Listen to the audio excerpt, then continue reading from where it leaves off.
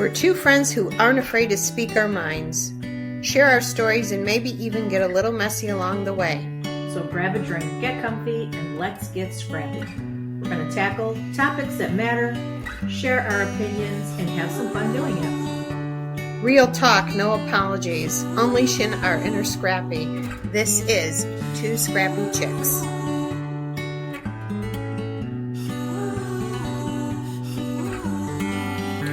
And we are back. Well, actually, I am back, and I have a special guest. And since it is Domestic Violence Month, we are going to do several episodes about it because we personally have stories. So I'm going to hand over the mic to Angel. I have known her since freshman year of high school, and our lives seem to mimic each other with what I go through, she goes through, and vice versa. And unfortunately, we both went through domestic violence. So take it away, Angel. Hang on. Can hold on. So can you turn that down, please? I'm recording. I will Mario. pause it. Is that gonna mess up your beginning? Nah, that's fine. I don't care about editing. This is how it is. Nothing is perfect. So I am not editing any of this. So take it away. Sorry. Sorry, my husband was playing music in the background. So I've had a lifetime of dealing with domestic violence and trauma, starting with a young age when my parents got divorced. And my mom had gotten remarried the first time. I think I might have been 5, and he was pretty much an abuser. And I would have to run to the phone and try to get her off the phone or try to call the police. At the time, I also had a much younger sister who we didn't know at the time because it wasn't known, but she had autism. So we had that going on in the house at the same time that my mom was married to this abusive man who would take the phone out of my hand when I was calling the police and slam it down and then pull me off the chair because I would have to stand on the chair. We didn't have cell phones back in the day. So that was pretty traumatic. And then I lived with my dad and his new wife for a little bit before moving with my grandparents while my mom eventually divorced that person and then had gotten remarried. I don't know. I'm beginning to think that there's a lot as I go through the story. I'm beginning to think that there's a lot to some generational trauma because I know that abuse runs in my family, but not in my grandparents. My grandparents weren't abusive with each other, but my great grandmother on my grandfather's side was abusive. So my mom didn't witness a lot of abuse growing up. However, she did endure not always the best partners, which has then run through the generation between my sister and myself, but also my cousin has had some issues with domestic violence. So when my mom married her third husband, he he sexually abused his daughter and then myself. That was a hard thing to go through because everybody thought I was looking for attention because my younger sister was the one that had the attention. So I was making up stories, and my older sister and my older stepbrother, who had lived through this to the point of where their mom had to put locks on the door, they weren't speaking at the time. Of course, that led to carrying on the tradition of getting involved with somebody in high school that was abusive and then marrying somebody who I had my kids with. That the last person in the world that I thought would turn out to be abusive is the one that turned out to be abusive. I thought I would escape that at a younger age and then kind of step away from dating for a while so my kids would learn unfortunately, both of my kids have been involved with abusive relationships as well, because they still had, no matter what you do as a parent, and no matter how much custody battles and everything like that you go through, they're still going to be allowed to see their parents. That's abusive. So they're still going to be subjected to the abuse on top of any kind of like addictions and alcoholism and things like that. If it runs on one side of the family, in this case, it ran on their paternal side. So now I am, I've always been a huge advocate against domestic violence, although for a long time I've had the mentality of I got out of it, no excuses. It doesn't matter if you have to get out of it and work a bunch of jobs or do whatever. Although that's the 20-year-old mentality right now. We're in our 50s and we can look back and see and understand why it's hard for some women to get out of. I I was able to suppress a lot of feelings where I think Ginger, you were the more emotional one of us. Yes. So Still am. yeah. So it was easier for me to compartmentalize and pack some stuff away. Although the last year I've been slowly, and I mean slowly because it's pretty heavy reading a book called Complex PTSD. And a lot of it has to deal with healing your inner child and deal with going back into where um, a lot of your trauma started. And that's when I started questioning, could some of this be in your DNA, which they've done research on um, trauma where it can last for generations. People who have been through wars and have that trauma, and I'm not even talking about the people who are fighting the wars. People who have lived through um, areas where there's a lot of war going on can carry that trauma, and it can go through 2 or 3 generations.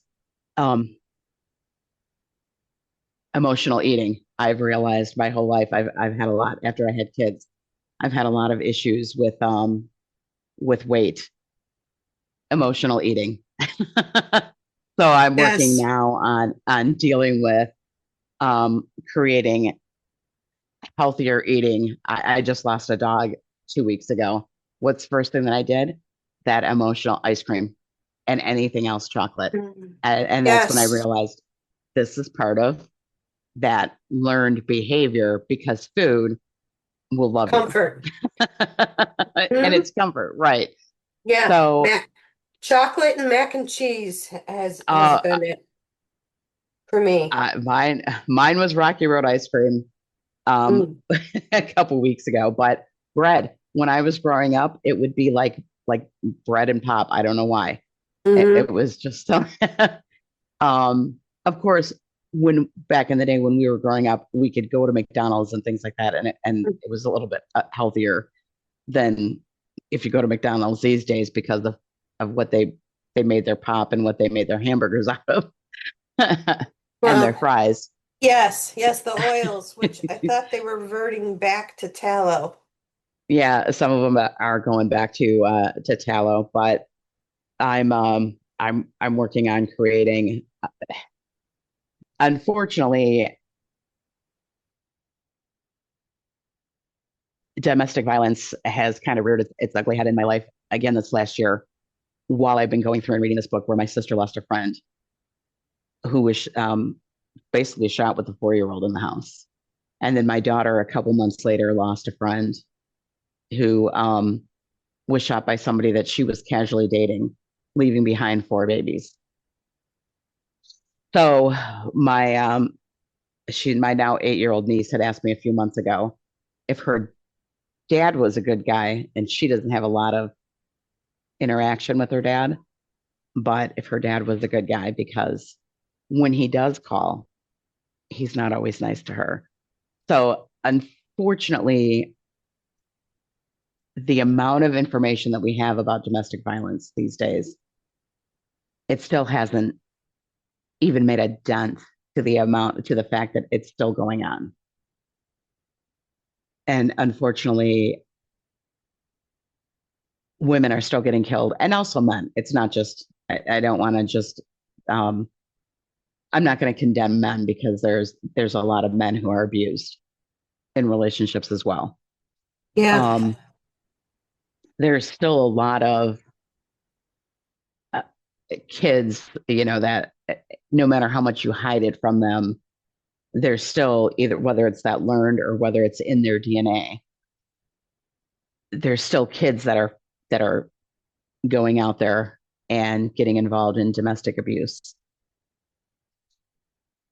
So I think there, as far as we've come with as much information that we have on the internet, there's still a long way to go.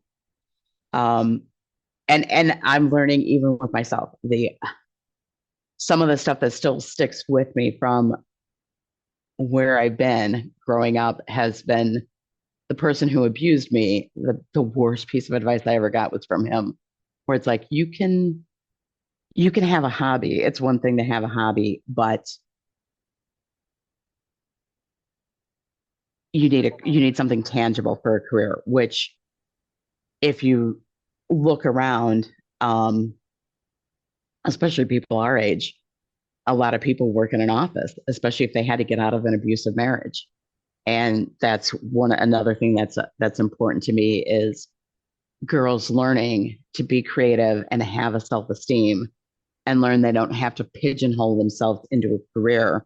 Like, we fled an abusive marriage, and where's the first thing that you go to?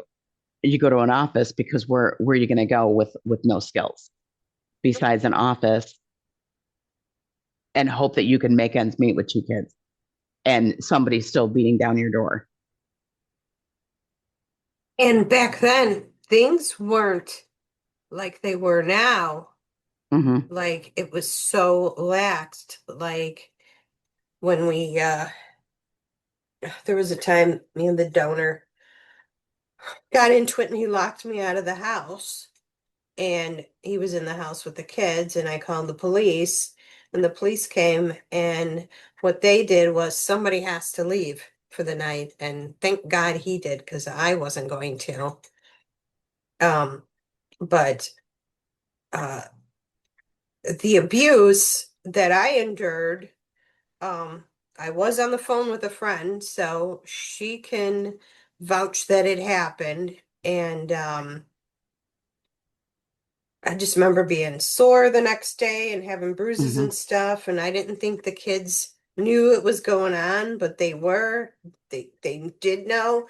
In fact, they told me that they would curl up together in my daughter's room and Yep. like they were scared for their lives. And Well, and then they start using that on you sometimes because it's because they see what their dad does. The teenage years with not even so much my son, mhm. although it did take its toll on him, um, because as he got older, he also got addictions and then ran from the family after his paternal grandmother died of ALS. But when they were teenagers, my son became more my protector whenever their dad came around, or when their sister started with throwing some of her fits as a teenager, because that's what they learn from the parent who is that way. And there'd be, at times where I'd get things thrown at me and stuff like that. And then my son has sometimes when his sister would go on a tangent, he would lock himself in the bathroom if I was at work. Or if his sister was starting to throw things at me, he would stand between us. And he's like, you're not going to be this way, towards our mom. And it's stuff that, so not only in some cases of domestic violence are the kids traumatized, but if their father doesn't respect you, then in a lot of cases, the kids aren't going to respect you, especially when they become teenagers. And I Yeah. had, when Mario and I got together, that was one of the first things that he did. He's like, oh, no, he could be, if I think Amanda had made some kind of flippant comment to it. to Mario upon first meeting, and Mario was just like, "Oh, is this the way that it is?" And I remember that comment. I don't know if you want to share it, I but remember, it was funny because Chuck oh, was there. you know, he's like, I think Amanda's like, "Oh, is this your boyfriend?" Uh-huh. You're such a whore. Men are such assholes. And Mario's like, "So you're an experienced woman."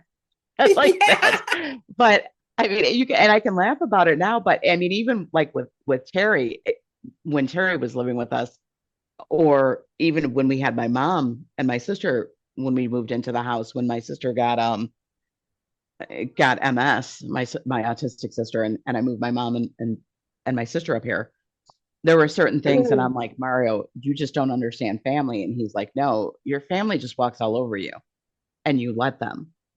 Because I had the mentality, you know how my grandparents were like, where they were like, oh, come on in. Sure, you Mhm. want some food, you want this, that, and the other thing.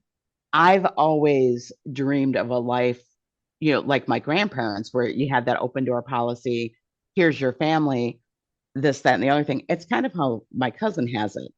Now, although my cousin Cindy has been through some trauma in and of herself, and I don't understand. That again, that's the uh, is there something in your DNA because her parents were strict, but I don't think that there was any kind of abuse going on my mom's brother's side of the family. So I know that she's had a hard time with her kid's dad as well. So then my question becomes, did some of this come from like my great grandmother who we know was beaten by my great grandfather, and my grandfather had witnessed it at 8 years old. Um, I forgot what I was going to say. Well, you mentioned Cindy and how she went But through. so trauma. that whole open door policy, yeah. Well, Oh, and yeah. but the whole open door policy, which is something that Cindy has with her kids and now her grandkids and stuff like that. It was always a life that I had always kind of dreamed of having, and a lot of it was because I was raised by my grandparents. Well, for Cindy, the open door policy seems to be, um, that family and that nurturing and stuff, and they have their problems, but they also have that closeness.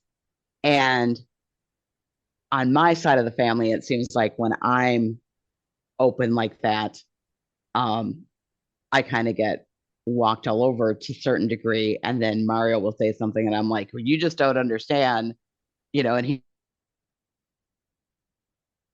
he's like, no, no, no, there's one thing for family unity, but there's another thing for being walked all over. So you still kind of, and that's not something um, that I ever would have thought about, because it's like little things like um, a teenager wasn't listening to you, or um, my mom moved her boyfriend in when she had been a widow for a long time, and then she started dating again, and then she's like, oh, i'm I'm dating, I'm moving him in, and then we're going to get a place, and then we're all going to move out, a couple years after we bought a house to move them into to begin with, her and my sister, in the middle of coronavirus. And we went through all that fight and things like that. And he's like, you see, this is what I'm saying. You got to put like the parameters down. And I started realizing some of where he's coming from when I started reading that book, Complex PTSD.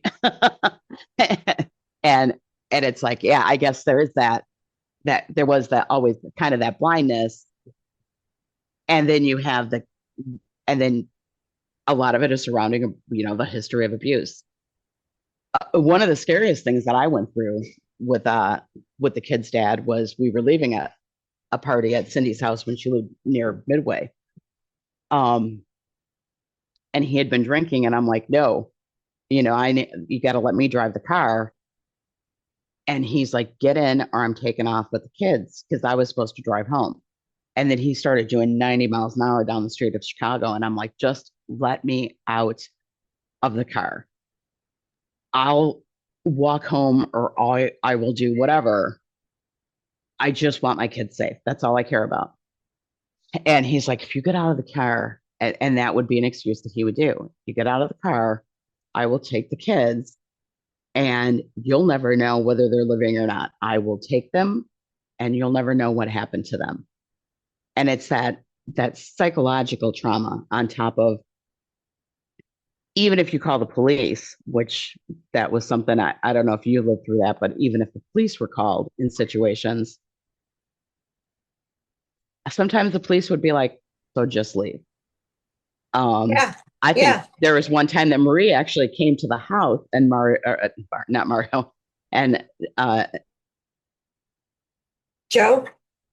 the kid's dad had been running around the house with a knife, and no, Denny, and Marie was getting Oh, the kids out of the house. She had to run the kids out of the house. The neighbor was calling the police, and he's like, "You have to kill me because I can't kill myself." And I'm like, oh, "I'm not doing that. you know, I'm not going to jail. I'm not going to jail for you." And then, right. what happens are the cops come over and then they take you both in. And it's like, because I think Marie had said something back in the day that's always kind of stuck with me. And I actually I wrote a blog earlier. I can read it if you want. Um, I wrote a Facebook post about domestic violence the other day. But one of the things that I had put in there was about the fact that these men can stay so calm and they get you all riled up. And then the police come and you're the psychotic one and they think that you're the cause because they can't figure out. They know that if they just arrest somebody for robbing a bank and that person like falls asleep in the police department, that's going to be the one that's guilty. But they can't figure out that in a domestic violence situation that the person that's standing there calm as can be is the aggressor.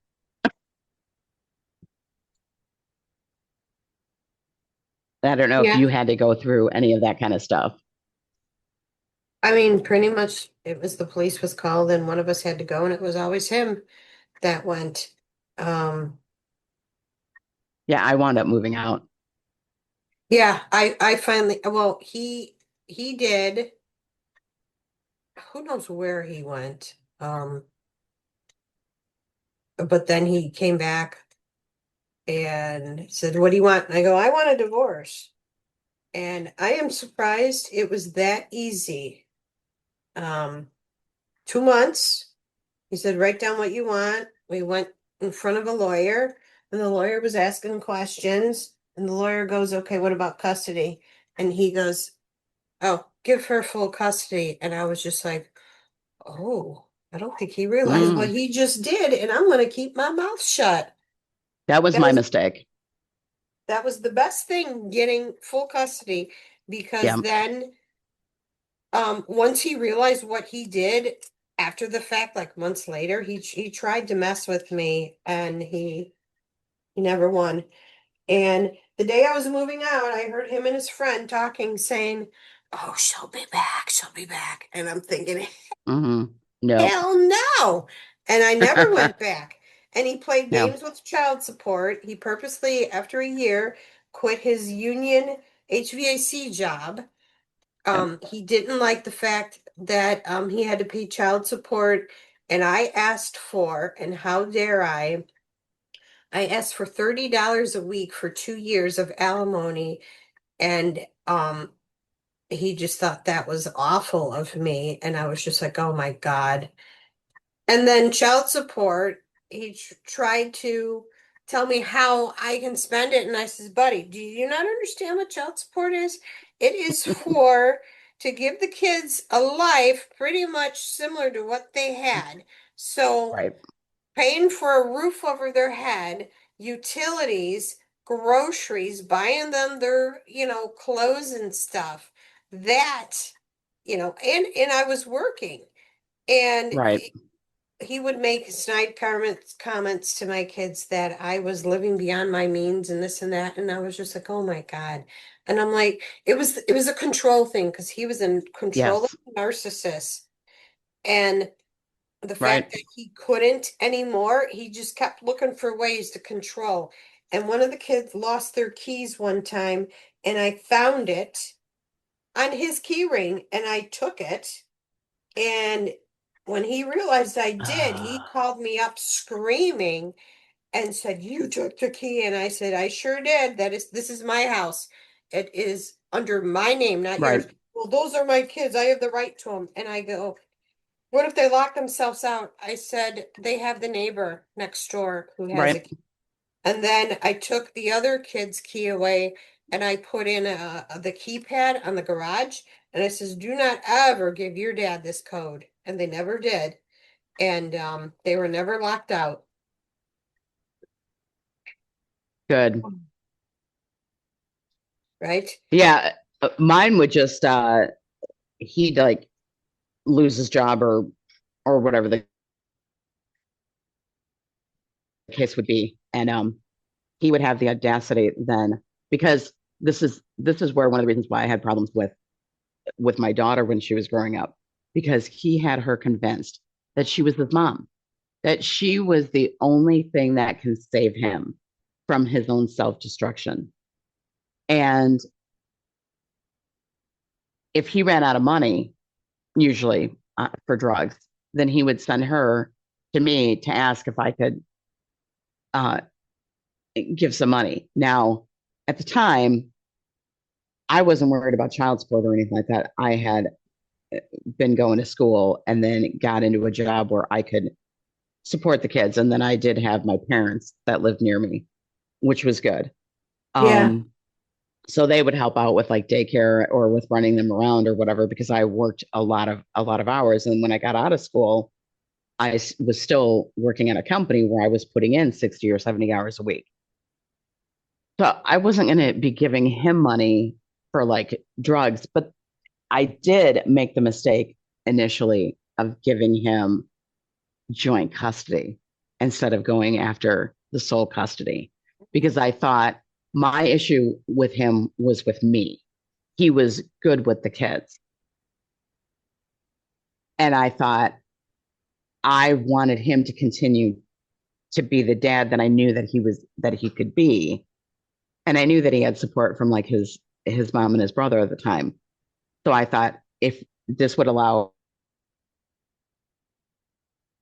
me freedom to go to school, and it would be the most fair to the kids, and we lived the next town over from each other, so we would do 2 days a week and every other weekend, except for it allowed the mind games to continue.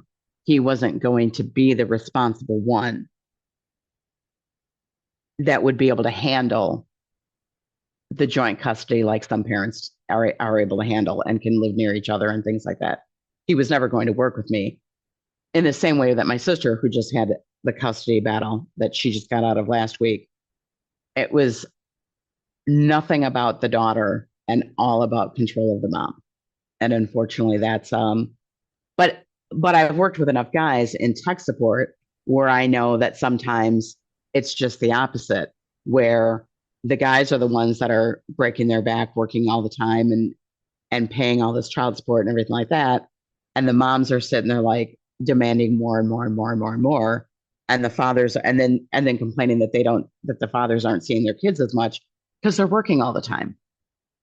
So, I don't want to.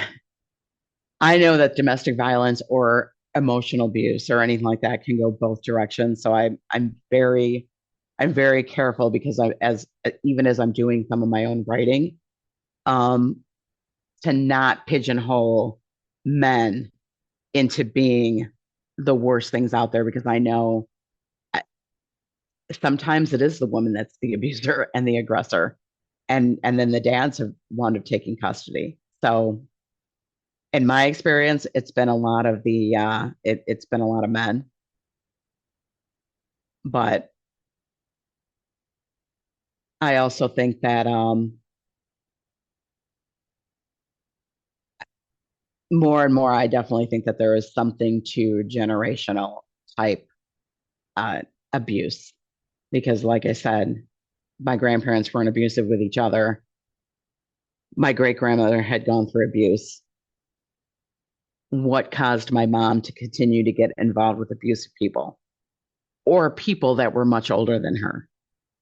Um, one that was abusive to her, one that was abusive to me. And the person that was abusive to me and his own daughter was smart enough to not abuse my autistic sister. So, and then my mom, of course, tunnel vision, she would not admit that it was going on until much later. And then she was accepting of the fact that something happened to his daughter, but she still thought that I was making things up. That's probably another reason too why my lack of, or my ability to procrastinate and my lack of faith in myself when it comes to doing certain things that are out of my comfort zone is probably one of the bigger things that has stuck with me. And you don't even realize that this is probably residual PTSD or trauma from your childhood. I can go to work and I can do a job and I can be good at a job, but if I sit and if I'm driving, I can come up with all of these ideas and stuff like that. And I know this is one of the things about me that drives Mario nuts. Mario's like, you've got all these ideas, but you don't implement because I don't have faith in myself. And that's one of the things that I've been trying to work on is getting that faith in myself to sit there and implement my ideas. Because one of the reasons why I don't have the faith in myself is just because of some of the stuff that I've gone through in life. And then not having I think a real that foundation, the people that really believed in me the most, I think, or that had given me that nurturing would have been my grandparents. And I can't go to my grandparents and be like, I need you guys, because they're gone. So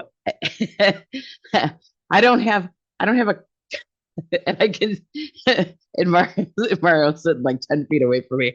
I don't have the coddler in my life that can be like, oh, you're doing so good. Let me hold your hand and be like, yes, this is a good job. Mario's not that type of person. And that's the kind of person that sometimes I need to give me that kick in the ass to be like, yes, you're doing a good job. This is excellent. Keep going. Um, because some of it is the then ingrained corporate mindset. The only way that that you're capable of doing something is because you go to work, and if you're doing something wrong, corporate's going to tell you. So that is probably one of the things besides eating that has really stuck with me. And that's another thing that why some of the stuff that I'm personally working on is I think it's important for girls to have that skill set and know that they can be creative and they can do things and to kind of get them out of that before they become in their 50s and they still have no faith in themselves to be able to do stuff.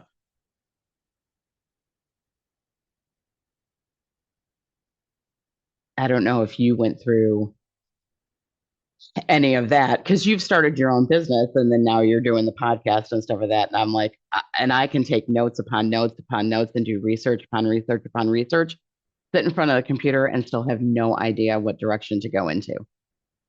And I think that's residual trauma.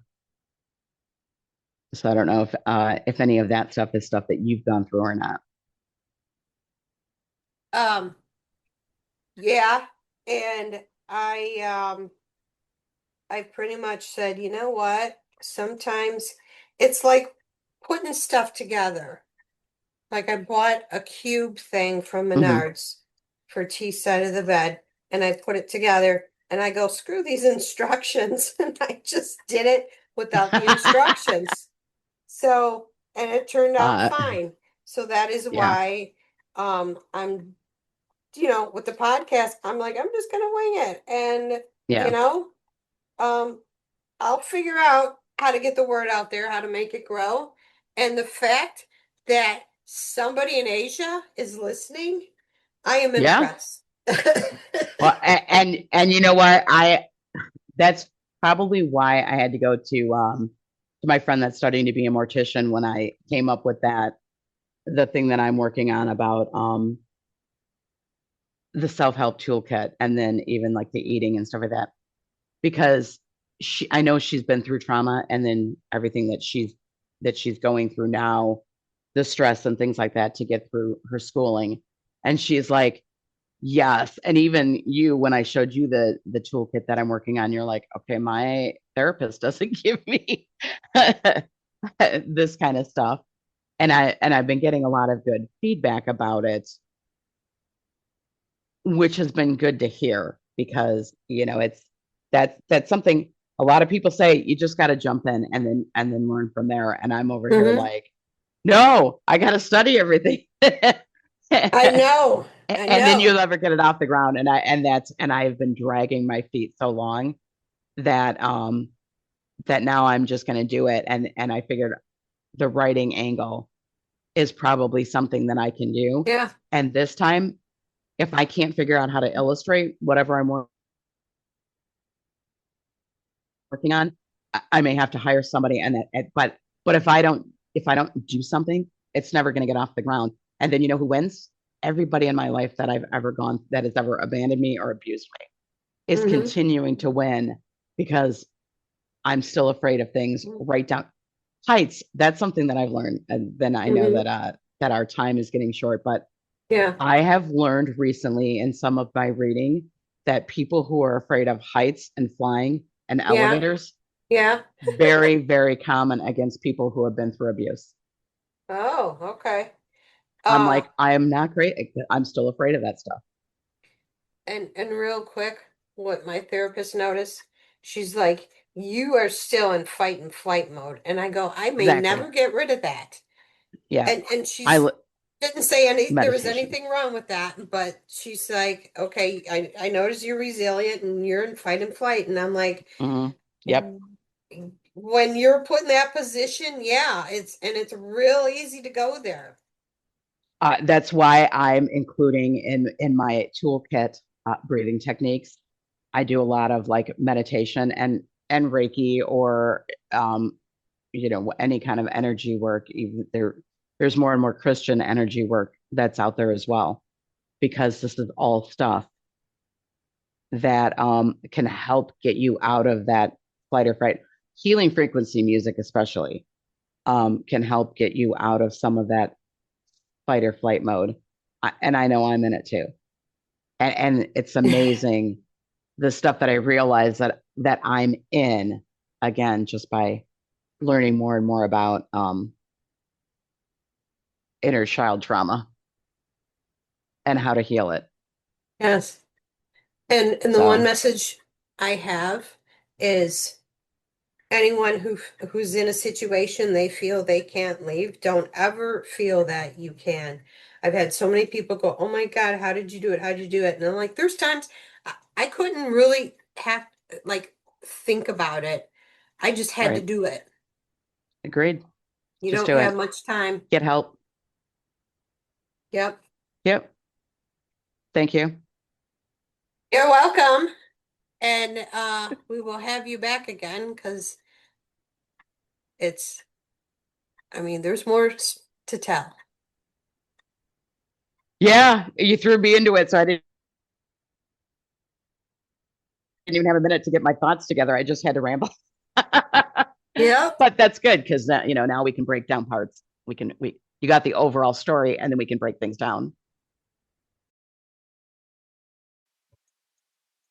And that is it for this episode.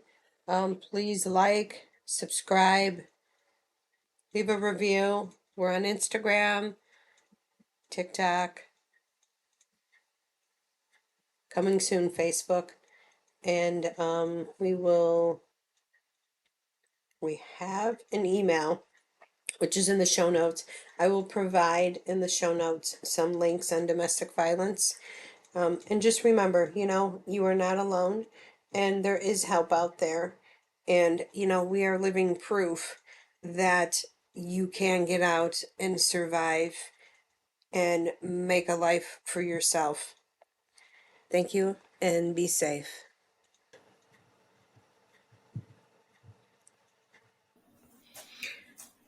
Thanks for tuning in, chicks. Join us next time for more real talk and scrappy vibes. Don't forget to follow us on social media and subscribe to our podcast for more fun content.